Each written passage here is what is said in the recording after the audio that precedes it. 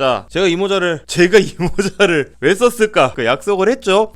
이제 저번에 라이브 할 때 저는 어찌됐든지 간에 해리스 후보의 약 우세를 점친 바 있는데, 만약에 내가 틀렸다, 트럼프가 당선이 됐다, 그러면 마가 모자를 쓰고 방송을 하기로 저희 여러분과 약속을 한 바가 있기 때문에 오늘 약속대로 마가 모자를 쓰고 나타났어요. 근데 이 모자를 쿠팡에서 샀거든요. 오늘 이제 택배가 온 거야. 오늘 택배 와가지고 뜯어보니까 발송지가 전라남도 곡성군인 거예요. 그래서 전남 곡성에서 마가 모자를 만들어서 파는 사람이 있네? 라는 생각을 하고, 근데 이 곡성에 사시는 이 마가 모자 만드시는 분이 진짜 치밀해. 진짜 치밀한 게, 봐봐요. 여기 봐봐. 45, 47이라고 돼 있잖아요.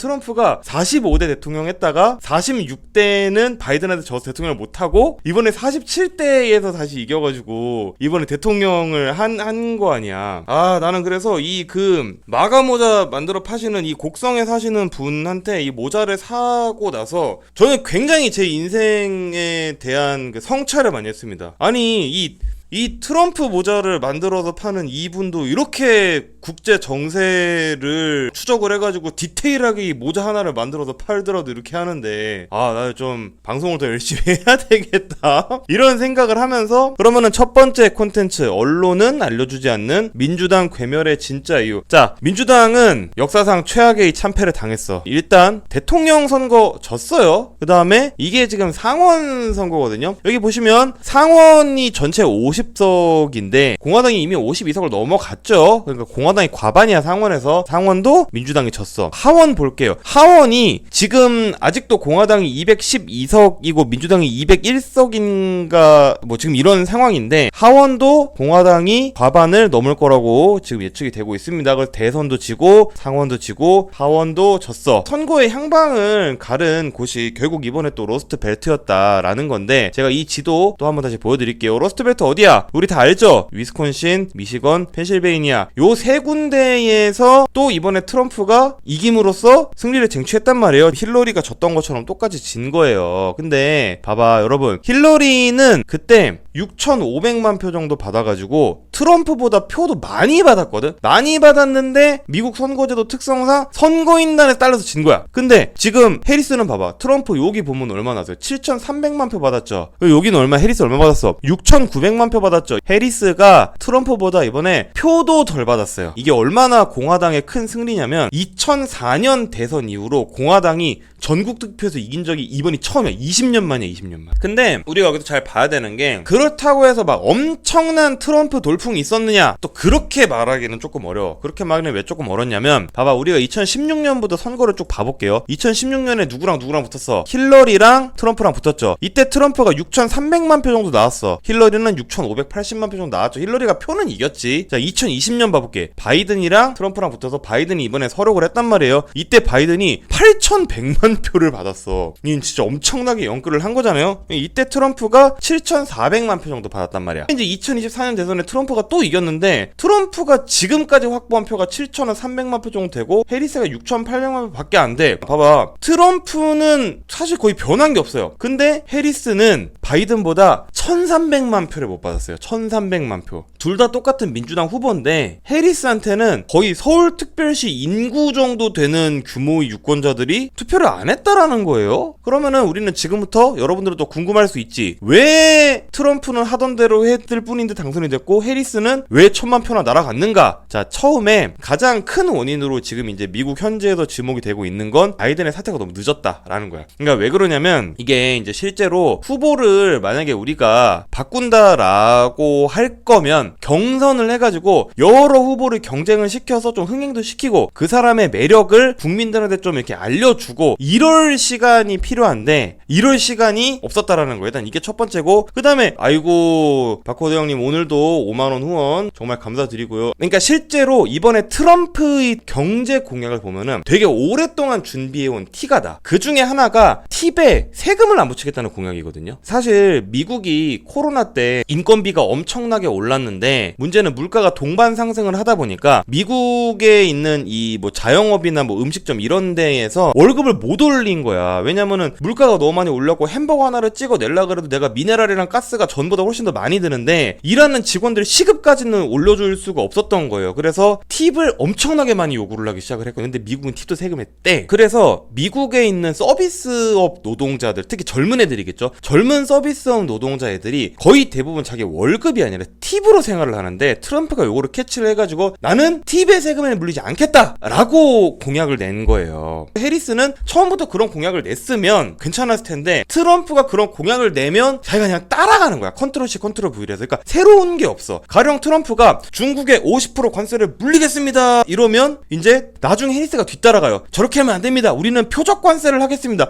근데 이미 사람들은 트럼프의 메시지에 다 머릿속을 잠시 당한 뒤라는 거지. 그러니까 이제 이 유권자들이 해리스의 공약에 트럼프를 계속 따라간다고 인식을 하고 바이든이 했던 거랑 뭐 그렇게 크게 다를 거 없는 것 같은데 이렇게 인식을 하는 거야. 그러면은 당연히 사람들이 트럼프를 뽑게 되어 있는 거예요. 그러니까 이거를 보여드릴게. 이런 식이야. 자, 미국 사람들은 오바마 바이든 정권 하에서 감자만 계속 먹었던 거야. 이 감자 경제 정책이야. 근데 해리스가 나타나. 저희 농장에서 나온 감자는요 주 바이든이랑 주 오바마랑 똑같은데요 대신 맛은 이게 더 우리 거가 더 달아요 라고 얘기를 하는 거고, 근데 그 대신에 트럼프는 초코첵스를 여러분들한테 드리겠습니다 이러면 똑같은 감자지만 우리 거가 더 달아요 라고 말하는 해리스랑 그냥 콘프로스트 다크초코 앞에 놓고 얘기하는 트럼프랑 어떤 사람이 더 맛있는 걸 파는 것 같아? 첵스 가는 거야. 이러면 첵스 가는 거야. 이게 힙합이지. 그렇잖아요. 아니 그러니까 봐봐 여러분, 이게 보면은 너무 단순한 거야. 오바마가 팔던 감자보다 내가 파는 감자가 똑같은 감자인데 더 달다라는 얘기를 하려면 엄청나게 많은 설명을 해야 돼요. 첵스는 말이 필요가 없어요. 포장을 보는 순간 사람들은 알아. 아 저게 더 맛있구나 라는 거를. 그러니까 트럼프와 해리스의 경제 공약을 보는 사람들이 다 그렇게 생각을 한다라는 거예요. 첵스랑 감자 중에 뭐가 더 이건 너무 자명한 거 아니야. 자, 마지막으로 세 번째. 자, 백인 여성 지지율이 올라갔어. 왜 올라갔냐? 낙태 금지 반대 정책을 펼쳤으니까. 실제로 백인 여성들도 이 낙태 금지 정책에 대해서는 굉장히 많은 반감을 갖고 있어요. 그래서 근데 문제는 이 가톨릭의 영향력 그리고 가부장제가 강한 최근에 미국에 많이 이주해온 히스패닉 유권자층한테는 또 큰 반감을 샀다는 거. 이거는 저도 선거를 보면서 좀 예측을 못했던 부분이에요. 자, 아무튼 미국에서 이제 히스패닉 유권자의 민주당 지지가 점점 낮아지고 있다라는 얘기는 쭉 있어 왔는데 이 사람들이 굉장히 중남미에서 이주를 해온 사람들이기 때문에 가톨릭 교회의 영향력이 크고 가부장제가 되게 강하고 남자만 일하러 나아가고 약간 이제 이런 방식을 유지를 한단 말이죠. 근데 이 사람들은 또 이 해리스의 정책에 또 굉장히 반감을 가진 거야. 그래서 여러분들 이제 우리가 그 지도를 이렇게 보게 되면은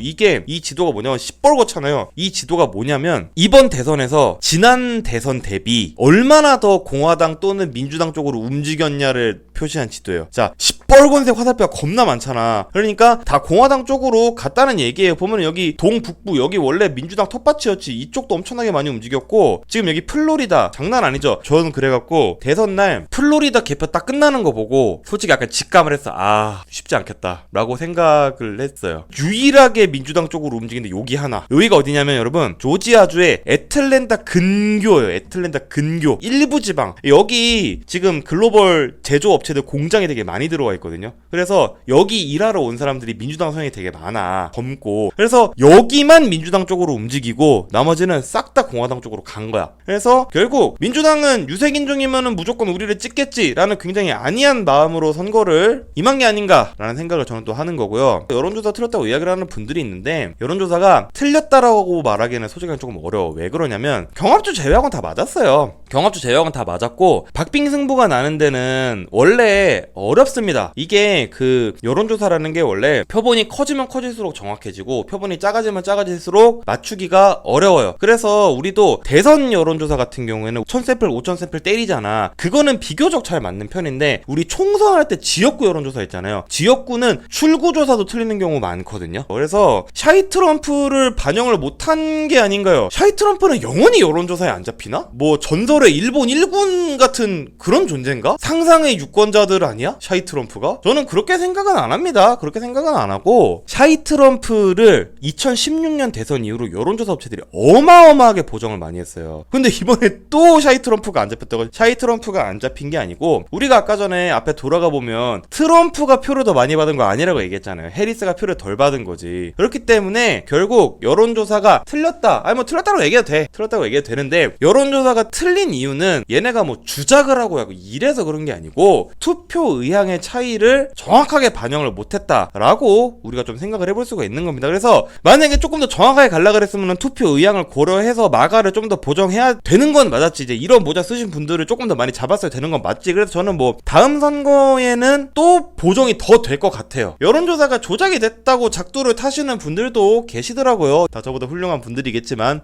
근데 이분들이 말씀을 하시는 게 여론조사가 조작이 됐다, 뉴스가 잘못된 정보를 전달한다, 이렇게 말씀하시는 분들은 저는 좀 문제가 있다고 생각해요. 왜냐면은 그렇게 말씀하시는 분들은 괄호 안에 있는 얘기를 전달을 안 하는 거. 그러니까 여러분들은 내 말만 들으면 된다 라는 얘기를 안 하는 거예요. 목적은 그거지. 여론조사가 조작됐다, 뉴스가 여러분들한테 왜곡된 정보만 전달한다, 이렇게 말하는 사람들은 그러니까 여러분들은 제 말씀만 들으시면 됩니다 라는 얘기를 숨기고 안 하는 거예요. 근데 하지만 저는 여러분들한테 이렇게 말씀드리는 거지. 뉴스도 보시고 여론조사 다 보는데 여러분들이 보다가 궁금한 게 있을 거 아니야. 그럼 그걸 흰고한테 물어보면 흰고가 친절하게 설명을 해드리겠다 라고 저는 말씀을 드리는 거거든요. 그러니까 저는 그렇게 얘기하는 사람 좀 싫더라고. 약간 좀 종교 신도 모으는 그런 느낌이라서 그렇습니다. 그러니까 또 어찌됐든 결국 우리는 먹고 사니즘을 외면한 정치인들이 선거에서 언제나 크게 외면당한다는 사실을 또 알 수 있는 것이고요. 그리고 요거 이제 가장 중요한 건데 뭐 이제 정치적 올바름 기조, 정치적 올바름 주의는 이제 2025년이잖아요. 2020년대 후반부터 2030년대에는 본격적으로 굉장히 저는 퇴조를 할 거다라고 그렇게 생각을 하는 편입니다. 그래서 뭐 사실 이제 사회가 굉장히 분열이 되고 많이 어려워질 건데, 그래서 이제 오늘 이제 제가 본격적으로 하려고 했던 얘기, 트럼프에 대한 얘기를 이어서 계속 해보도록 하겠습니다. 오늘도 안 쉬고 바로 가볼게요.